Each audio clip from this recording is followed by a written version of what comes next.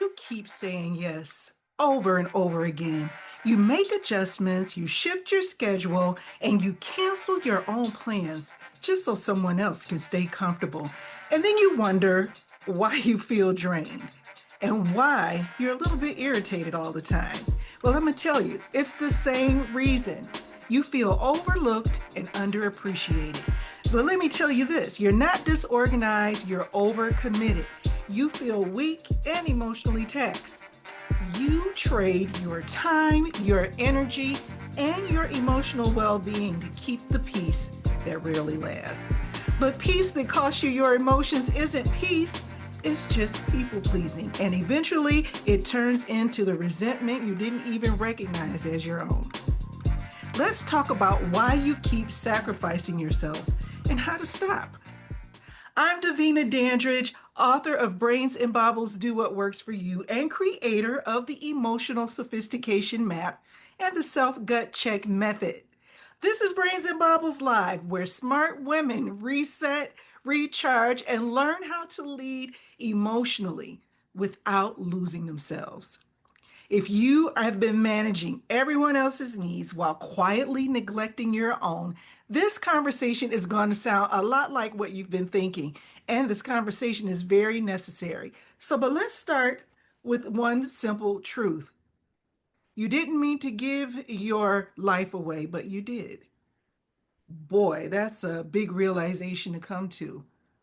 One unspoken compromise at a time, you start letting your life just fall by the wayside. You gave up on your quiet mornings because somebody needed a ride. You skipped your workouts because you had to make dinner this evening. You ignored your tiredness because someone else's crisis felt more urgent than your own peace. You're not alone in feeling this way or behaving this way because most women who juggle a lot of things often put themselves on the back burner. And maybe you thought, this is just for right now. It doesn't have to last that long. But for now, became your entire lifestyle. You started out as support, but what it turned into was you erasing the things that you want for your life. And nobody even said anything. You didn't even question it because you did the giving of yourself so well. I remember a woman I coached, I'm going to call her Maya. Maya was smart. She was a mother. She worked in the church. She was running a nonprofit. And just like so many people, in their 30s and 40s, she was taking care of her aging parents. And even with all of that she was doing, somehow she still felt that she needed to be everyone else's emotional support. Now, I took care of my mom, and I talk about that a lot. And I understand exactly what she was going through. This is what she told me. She said, I don't think I've made a single decision this year that was just for me. She wasn't just worn out and not thinking of herself because she was too busy. She was worn out because she didn't own her own time. That's what chronic self sacrifice looks like. It's quiet, it's invisible, and it's rooted deep, and it's very damaging. According to the self worth theory in psychology, women who were rewarded for being helpful, pleasant, or agreeable often start associating value with service. You were taught to be useful, to be needed, and that became your role at some point. The problem is when your identity is built around being needed, you tolerate being tired and exhausted. You just think that is part of the job that you're doing. And then one day you wake up and you realize you don't even remember what you want anymore. And you know what? I've lived that part of it too. There was a season in my life when I did all the right things. On paper, I looked like I had it all together. And then one day I remember getting off from work, sitting in my car at the market, and I had my grocery list in hand, ready to go as usual, but I just couldn't get out of the car. Not because I was tired from whatever I was doing all that day, because I couldn't remember the last time that I made a decision that focused on my own emotional well-being. And grocery shopping just wasn't it. It wasn't what I needed at the moment. I was burned out from self-abandonment. Studies in the Journal of Health Psychology show that women who carry the emotional and practical load for everyone else have higher levels of cortisol, they have disrupted sleep cycles, and they have chronic fatigue. You're not just tired for no reason. Your body knows when you're being neglected, even when it's you who's doing the neglecting. Galatians 6:9 says, "And let us not be weary in well doing, for in due season we shall reap if we faint not." I had built a life that rewarded me for being tired, and I wore that exhaustion like a badge until I realized that I was slowly erasing myself from the picture.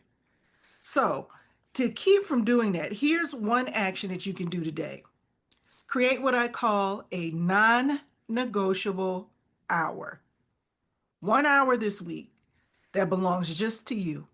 Don't reschedule it, don't multitask, and don't explain it.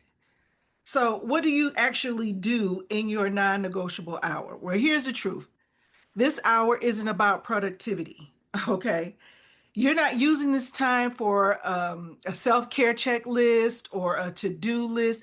This hour is where you stop managing your life. And this is where you start getting to know yourself again. You don't owe this time to anyone but you. So don't explain it and try to justify it. For this 1 hour, I want you to sit with the woman that you're becoming and ask the questions that no one else knows to ask you. Where am I losing my energy? Might be one.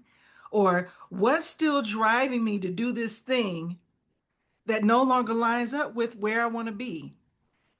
And this is one of the most important ones. Who am I proving something to when I say yes and I don't want to do it?